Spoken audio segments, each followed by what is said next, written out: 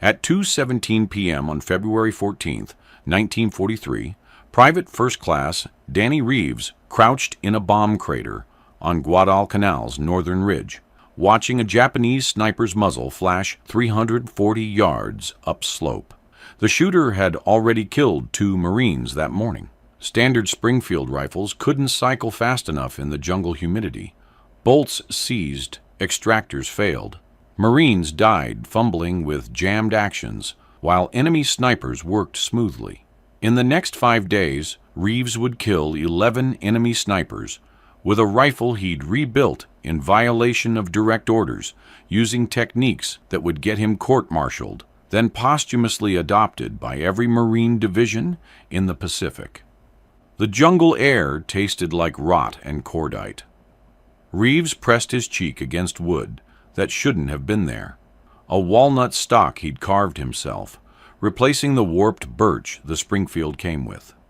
The bolt handle sat 3/4 of an inch forward of its original position. Modified, unauthorized, illegal under standing orders from Colonel Patterson, who'd called the alteration destruction of military property. Reeves didn't care. He'd stopped caring the day his rifle jammed, and Tommy Breslin took a bullet through the throat 20 feet away. Danny Reeves grew up in Butte, Montana, where copper mines ran 3 shifts, and his father worked the graveyard. The Reeves family lived in a company house on Mercury Street, 4 rooms, outdoor privy, coal stove, that ate a ton every winter. Danny's father operated a jackhammer 2,400 feet underground. His mother took in laundry.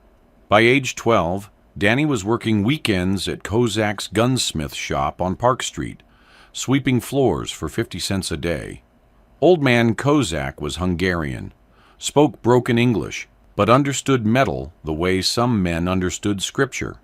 He showed Danny how wood grain affected accuracy, how humidity swelled stocks, how Montana's dry cold behaved differently than coastal damp. Danny learned to true actions, lap lugs, bed receivers so precisely you couldn't slip paper between wood and metal.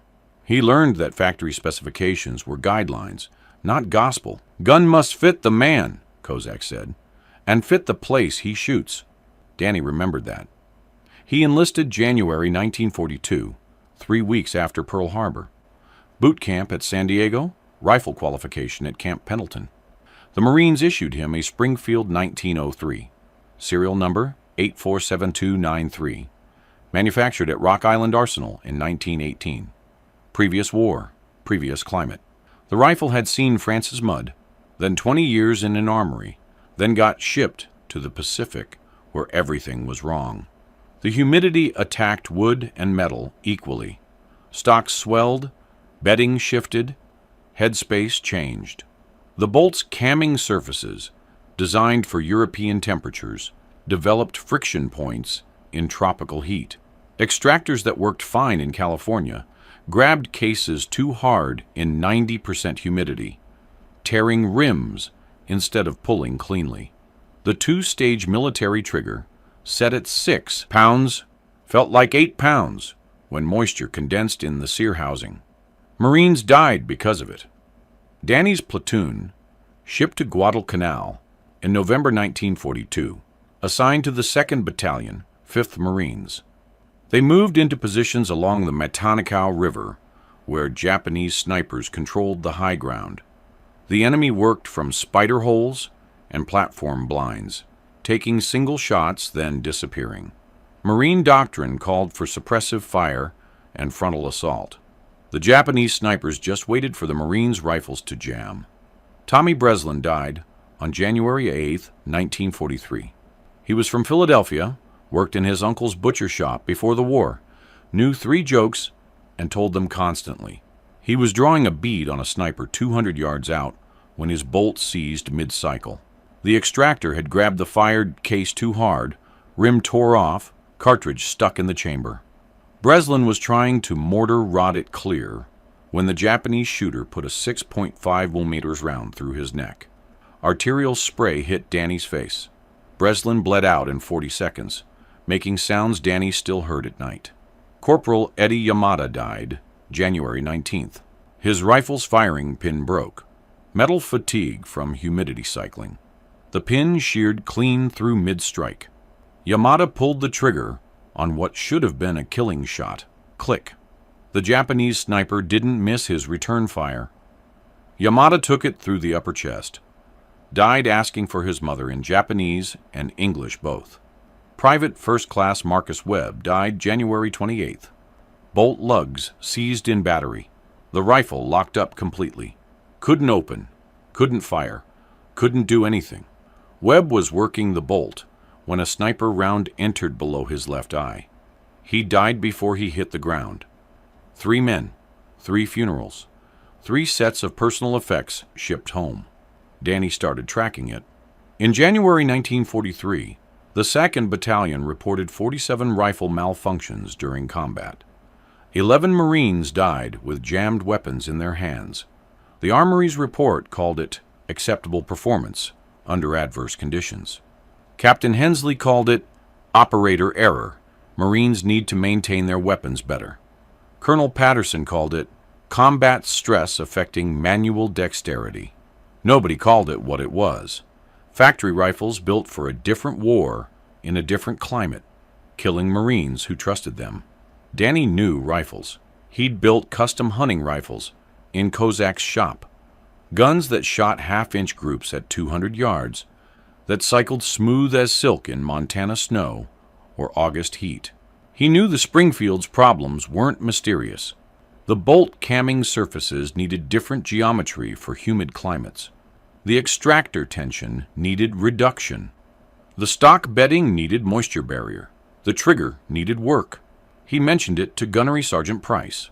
Price listened, nodded, then said, "Reeves, I appreciate the input, but these rifles are built to military specifications, tested over 30 years. If there was a problem, the armorers would have fixed it. Your job is to shoot what you're issued, not redesign it."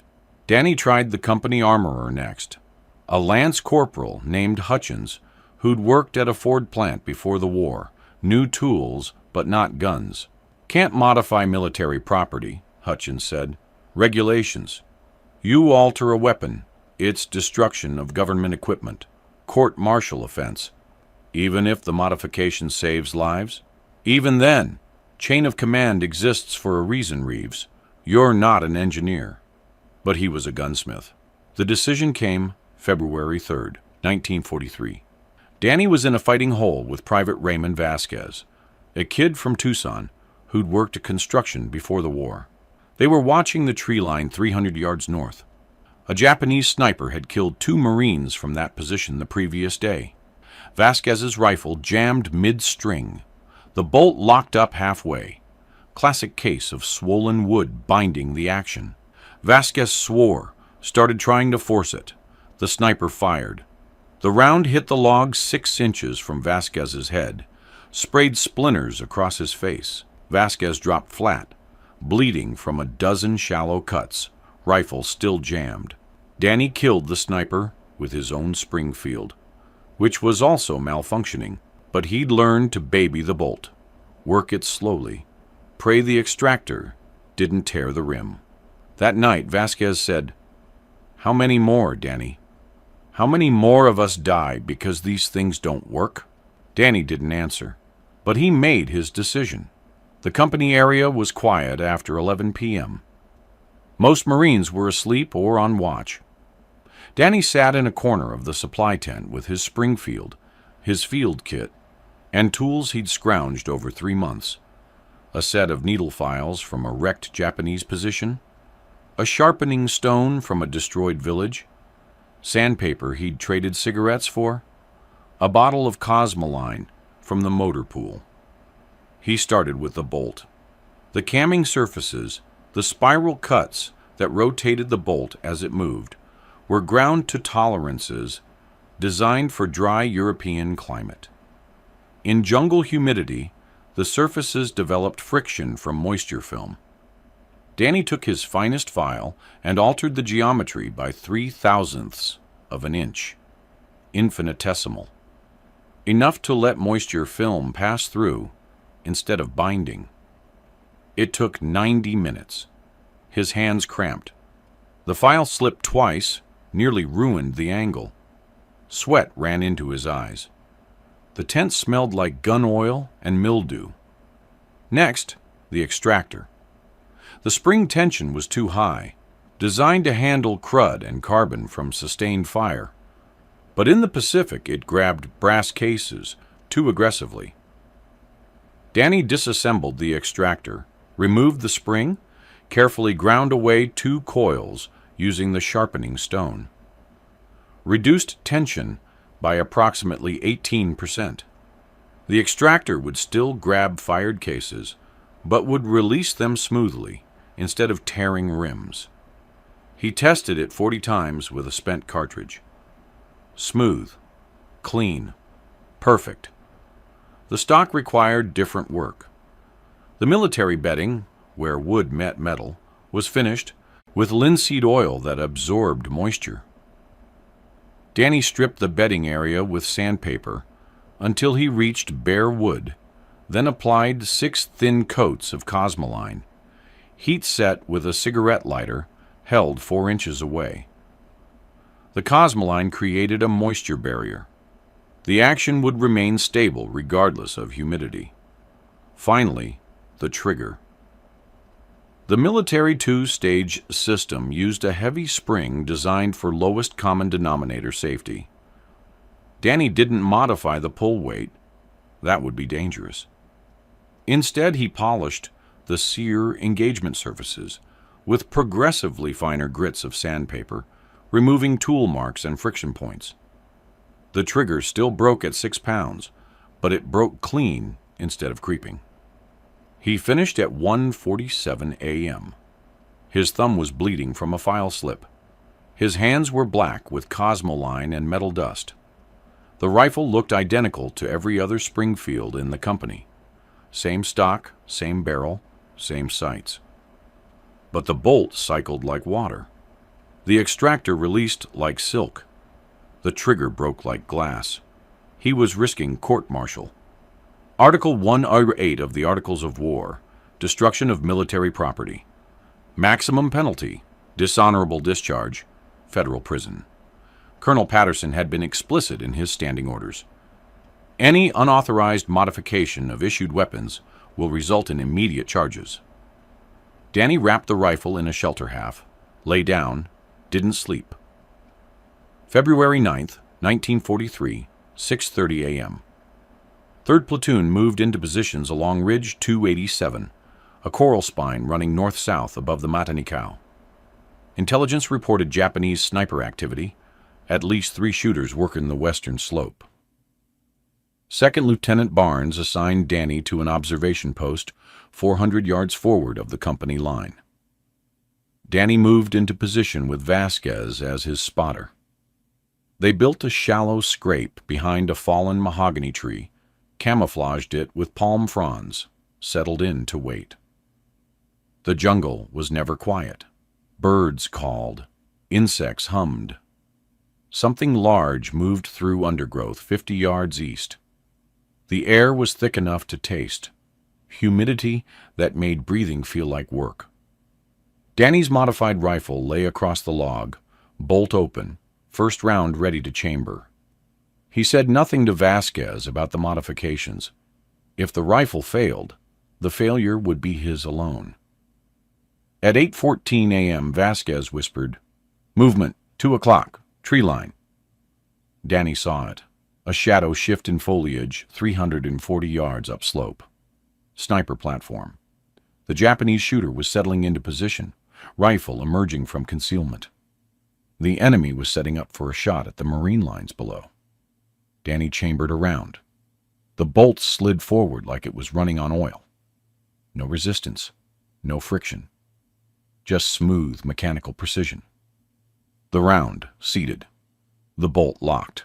The rifle was ready. Through the scope, a suggestion of movement. The Japanese sniper's rifle, probably a Type 97, extended from a camouflaged blind built into a tree fork. Danny could see the barrel, part of the action, a sliver of the shooter's shoulder.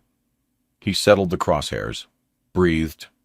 The trigger broke at exactly 6 pounds with no creep, no warning. The rifle fired, recoil, bolt lift, extract, eject. The spent case flipped clear, no torn rim, no resistance. Danny cycled the bolt without taking his eye from the scope, a fraction over 1 second. The enemy sniper's rifle fell from the platform. A body followed, hitting the ground 30 feet below. Vasquez said, "Jesus Christ, what did you do to that rifle?" Danny said nothing. He was watching the tree line for secondary positions. Over the next 6 hours, 2 more Japanese snipers revealed themselves. One at 11:23 a.m., taking a shot at a Marine patrol 600 yards south. Danny killed him at 420 yards. 1 shot, clean hit, smooth bolt cycle. The second appeared at 2:47 p.m., working from a spider hole 275 yards northwest. Danny put a round through the firing port. The enemy rifle went silent. 3 kills, 3 perfect bolt cycles, 0 malfunctions. That night, back in the company area, Lance Corporal Jimmy Park, a sniper from 2nd Platoon, approached Danny at the mess area. "Vasquez says your rifle's running smooth." "It's running. Mine jammed twice today. Almost got me killed. What are you doing different?" Danny hesitated. Telling Park meant spreading the technique. Spreading the technique meant other Marines modifying their rifles. Other Marines modifying their rifles meant Colonel Patterson's standing orders getting violated on a large scale. He thought about Tommy Breslin bleeding out, about Eddie Yamada's broken firing pin, about Marcus Webb's seized bolt. "Meet me at the supply tent after dark," Danny said. "Bring your rifle and your files." Park showed up at 10:15 p.m. Danny spent 90 minutes teaching him the modifications: bolt geometry, extractor tension, stock bedding, trigger polish.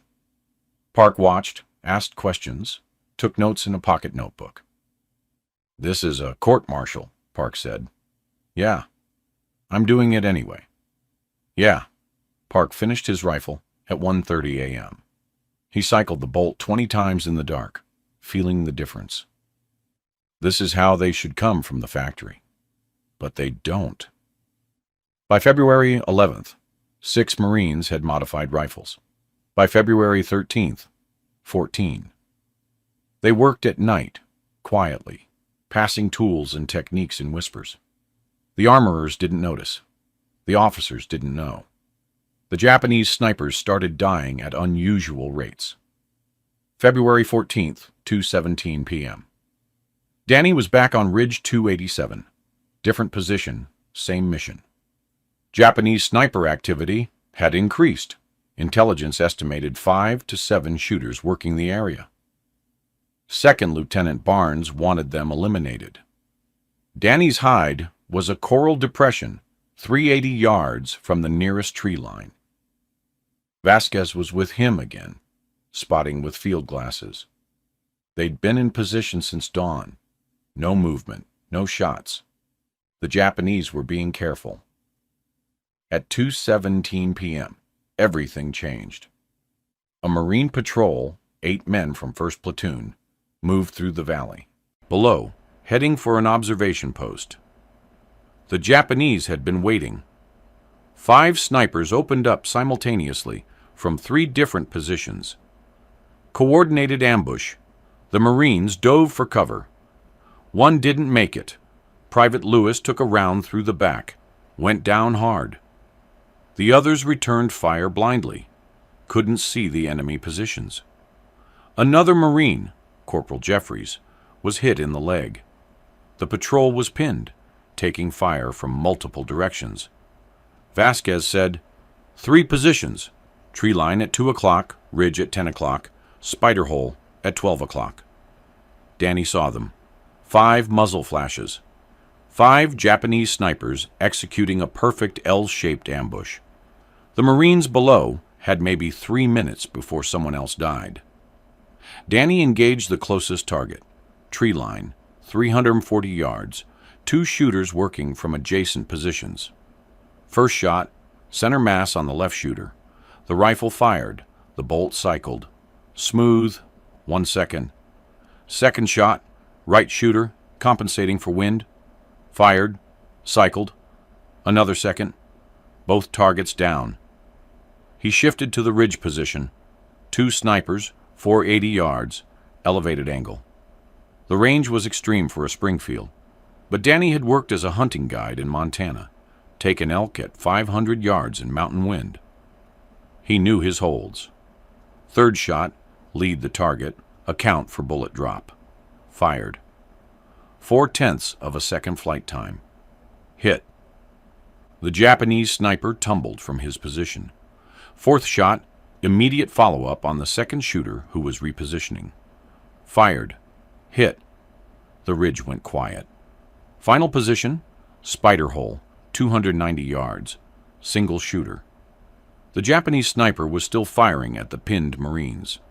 Danny put the crosshairs on the hole's dark opening. Fired. The enemy rifle stopped. 5 shots, 5 kills, 7 seconds total. The bolt had cycled perfectly every time. No hesitation, no binding, no torn cases. The rifle worked the way Kozak had taught him rifles should work, predictably, reliably, lethally. The Marine patrol broke cover, reached Lewis and Jeffries. Lewis was dead. Jeffries would survive. Vasquez was staring at Danny. 7 seconds, 5 kills, in 7 goddamn seconds. Danny said nothing. He was reloading, watching for additional threats. By the time they returned to the company area at dusk, word had spread.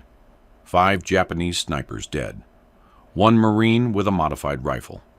The other Marines with modified rifles, Park, Vasquez, 11 others, were reporting similar results. Smooth cycling, no malfunctions, accurate fire. The Japanese had noticed too. Japanese Army Captain Hiroshi Tanaka commanded the sniper detachment on Guadalcanal's western sector. He'd been a competitive shooter before the war, understood trajectories, and wind like he understood breathing. His detachment had killed 43 American Marines in January 1943. In February, the numbers were different. February 9th. 3 snipers lost. No American casualties. February 11th. 2 snipers lost. No American casualties. February 14th. 5 snipers lost, in 7 seconds. Tanaka examined the American positions through field glasses. Nothing obvious had changed. Same defensive positions, same patrol patterns, same Springfield rifles. But the Americans were cycling their bolts faster, noticeably faster, and they weren't experiencing the malfunctions Tanaka's intelligence reports had documented. He called his remaining snipers together February 15th. 7 men, average age 24, veterans of China and Malaya. The Americans have improved their weapons, Tanaka said through his interpreter. A captured diary later revealed this conversation. How, I do not know, but they are no longer experiencing mechanical failures. Adjust tactics accordingly. Single shots from maximum range. Immediate displacement after firing. Do not engage if American snipers are visible.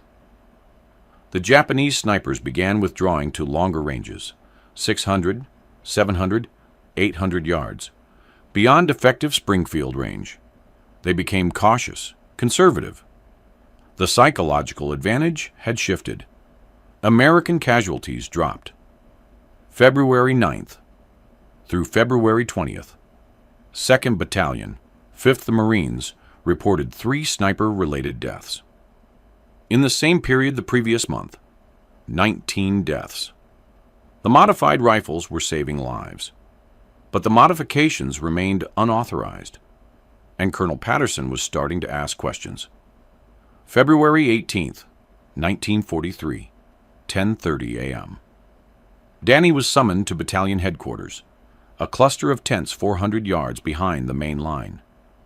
Colonel Patterson was there, along with Captain Hensley and the battalion armorer, Warrant Officer Klein. Patterson was West Point, class of 1928, 15 years in the Corps. He ran the battalion by regulations, valued order over improvisation. Klein was a career armorer, 22 years in service, believed in factory specifications the way ministers believed in Scripture. On the field table between them, Danny's Springfield rifle. "Private First Class Reeves," Patterson said. "Is this your issued weapon?" "Yes, sir." "Serial number 847293. Issued to you at Camp Pendleton?" "Yes, sir." Patterson nodded to Klein. The armorer picked up the rifle, worked the bolt. It cycled smoothly, perfectly. Klein frowned. "This action has been modified," Klein said. "The camming surfaces show file marks. The extractor spring has been altered. The stock bedding has been refinished with unauthorized materials. The trigger engagement shows polishing." Patterson looked at Danny. "Did you make these modifications?" This was it. The court-martial moment. Danny could lie, claim ignorance, maybe escape punishment. But 14 other Marines had modified rifles using his techniques. If he lied, they'd face charges too. "Yes, sir. I modified the rifle." "You were aware of standing orders prohibiting weapon modification?" "Yes, sir." "You were aware this constitutes destruction of military property under Article 108? "Yes, sir." Patterson studied him. "Why?" Danny chose his words carefully. "Sir, the factory rifles are experiencing a 38% malfunction rate in combat conditions. Bolts seize, extractors tear case rims, actions bind from humidity. Marines are dying with jammed weapons. The modifications reduce malfunction rate to near zero while maintaining all safety specifications. The rifles are built to military specifications tested over 30 years, Klein said. If there was a systematic problem, it would have been identified and corrected through proper channels. The specifications were tested in temperate climates, sir, not tropical jungle. The humidity creates different tolerances. The modifications account for that. Patterson said, "How many other Marines have modified their rifles using your techniques?" Truth or lie? Truth meant broader charges. Lie meant abandoning the men who'd trusted him. 14, sir. I taught them the procedure. Captain Hensley swore under his breath. Klein looked like he'd been slapped. Patterson's expression didn't change.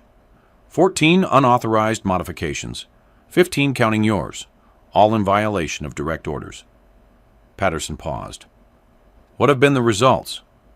Sir? Combat results, Reeves. Malfunctions, accuracy, reliability. 0 malfunctions since February 9th across all modified rifles, sir. Compared to 47 malfunctions in January among unmodified weapons.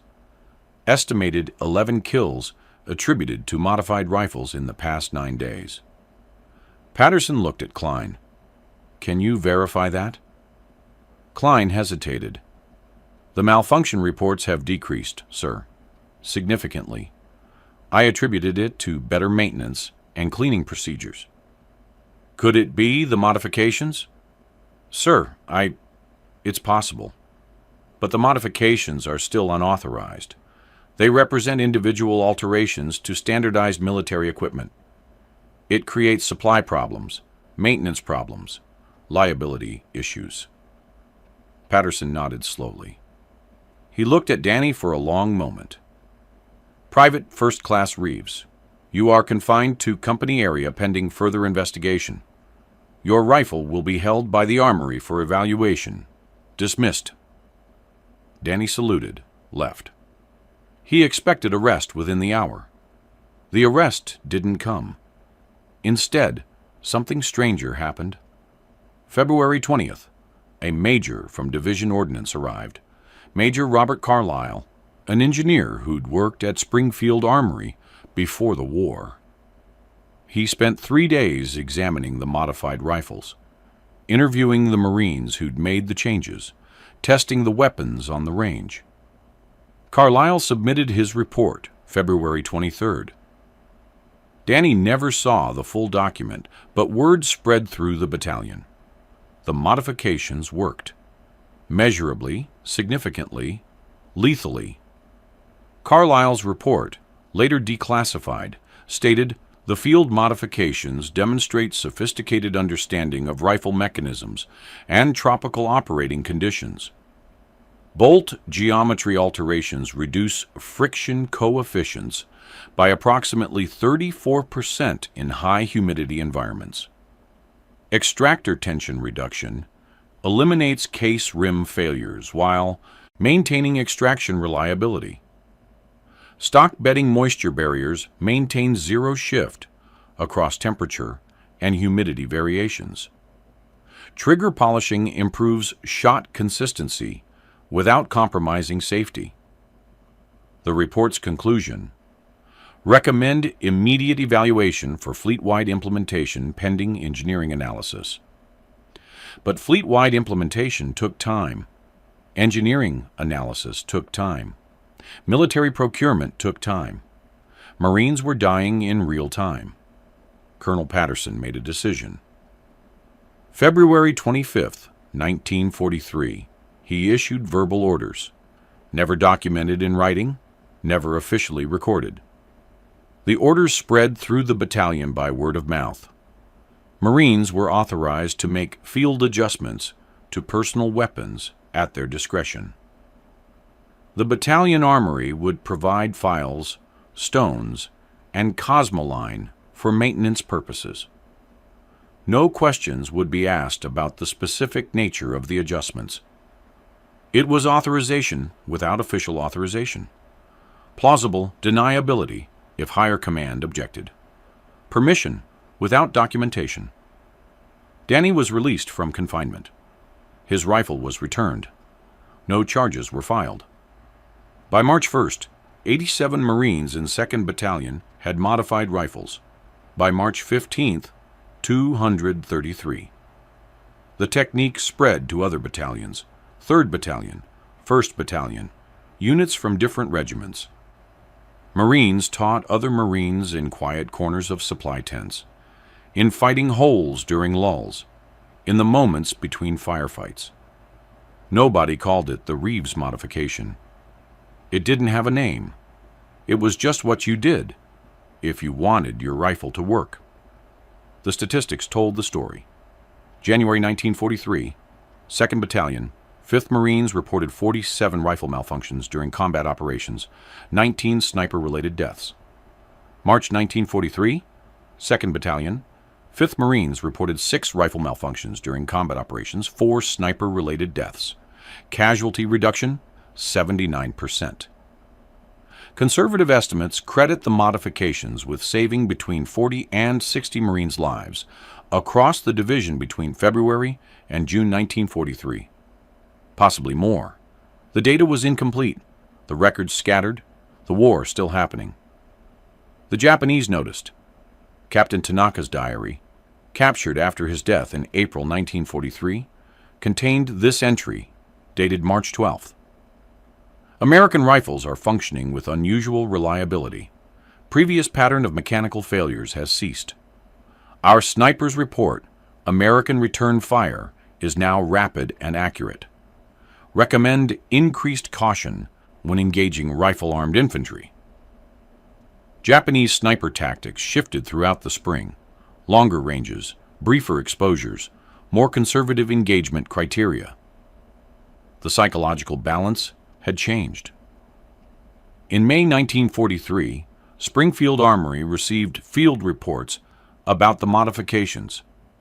Engineering teams began analysis. The process was slow. The official reports buried in wartime bureaucracy, competing with 10,000 other priority items, filtered through channels designed for peacetime. The official Springfield modification, incorporating some elements of the field changes, was approved for production in November 1943. By then, the Marines on Guadalcanal had been using modified rifles for 9 months. The official version was designated Springfield M1903A4, featured modified bolt geometry and improved stock bedding. It didn't credit any individual Marine. Danny Reeves never received official recognition for the modification. His personnel file contained no medals, no commendations, no mention of the technique that bore his name in unofficial Marine circles. But there was paperwork, different paperwork. March 8, 1943. Formal charges were filed. Article 108, destruction of military property. Article 92, violation of direct orders. The charges came from division level, a colonel who'd heard about the modifications and demanded accountability regardless of combat results. The court-martial was scheduled for March 29th. Danny sat in a tent the night before the hearing, writing a letter to his parents. He didn't mention the charges. He wrote about the weather, about missing Montana, about how the jungle birds sounded different from mountain birds. He signed it, "Love Danny," and gave it to the company mail clerk. The hearing took place in a canvas-walled room behind battalion headquarters. 3 officers on the panel, all majors. A captain from JAG prosecuting. No defense counsel. Danny represented himself. The prosecution's case was straightforward. Reeves had violated direct orders. Reeves had modified government property.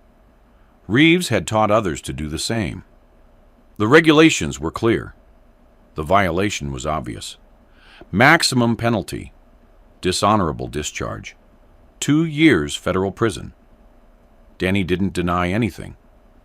He acknowledged the modifications, the violation of orders, teaching the technique to others. The prosecution rested. Danny spoke for 11 minutes. He didn't make excuses. He explained the malfunction rates, the deaths, the technical reasons for the modifications. He brought up Tommy Breslin, Eddie Yamada, Marcus Webb, men who'd died with jammed rifles. He referenced Major Carlisle's engineering report. He cited the casualty reduction statistics. "I knew I was violating orders," Danny said. "I knew the potential consequences, but I also knew Marines were dying because factory rifles weren't designed for jungle conditions. I made a choice. I'd make it again." The panel deliberated for 40 minutes.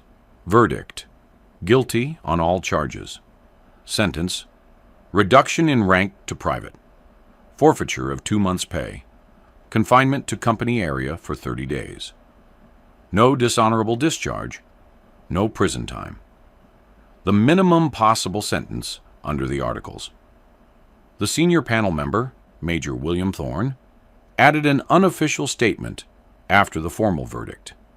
This panel recognizes that Private Reeves's actions, while unauthorized, were motivated by legitimate operational concerns and produced measurable positive results. The sentence reflects both the necessity of maintaining discipline and the recognition of exceptional circumstances. Danny was escorted back to the company area. He served his 30 days of confinement, lost his PFC stripe, lost $60 in pay. His rifle was returned, modifications intact. Nobody told him to reverse the changes. He went back to combat April 30th, 1943, as a private, carrying a modified Springfield that worked perfectly. The war continued. Danny Reeves remained with 2nd Battalion through Tarawa, Saipan, Tinian. He was promoted back to Private First Class in July 1943. Administratively, no ceremony. He never made corporal.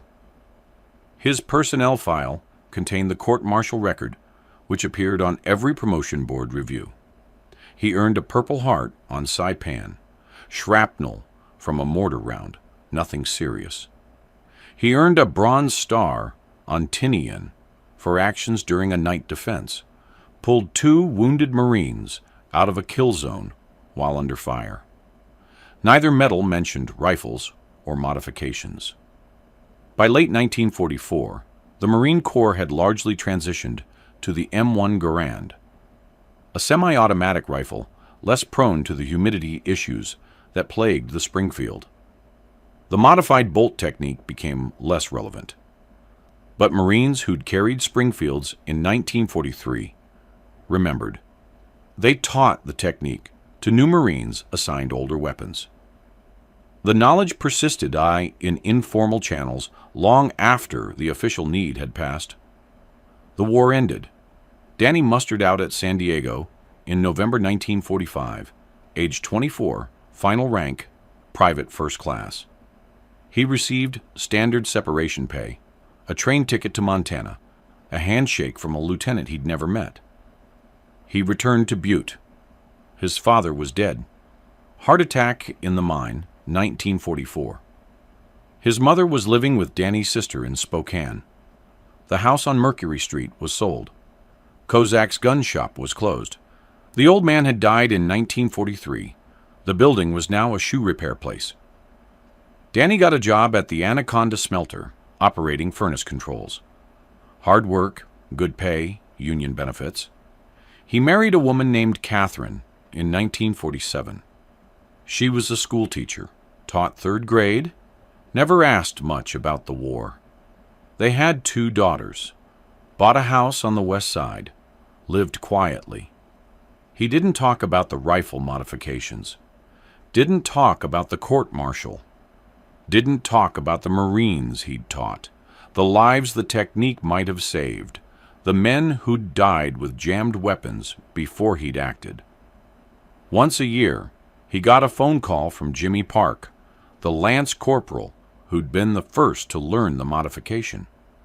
Park had made it through the war, become a police officer in Sacramento, married, had kids. They'd talk for 10 minutes about weather, families, work, never about Guadalcanal, never about rifles. Danny Reeves died in March 1987, age 66, heart disease. He'd smoked 2 packs a day since the war, finally caught up with him.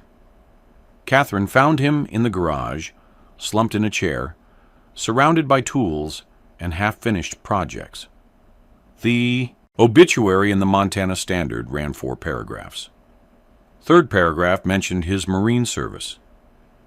Mr. Reeves served with distinction in the Pacific Theater during World War II, earning the Purple Heart and Bronze Star. No mention of Guadalcanal. No mention of rifle modifications. No mention of court-martial or the technique that had spread through the division. The knowledge survived in scattered places. A 1978 article in Leatherneck magazine, Field Modifications in the Pacific, briefly mentioned unnamed Marines on Guadalcanal who'd altered rifle mechanisms. A 1983 book on Marine Corps' small arms history devoted 2 paragraphs to unauthorized but effective bolt modifications in tropical climates. Neither source named Danny Reeves. In 2003, a military historian named Dr. Sarah Chen was researching Marine Corps sniper tactics in the Solomon Islands. She found Major Carlisle's 1943 engineering report in the National Archives, cross-referenced it with battalion records, located witness statements from the court-martial. She tracked down Jimmy Park, then 83, still living in Sacramento.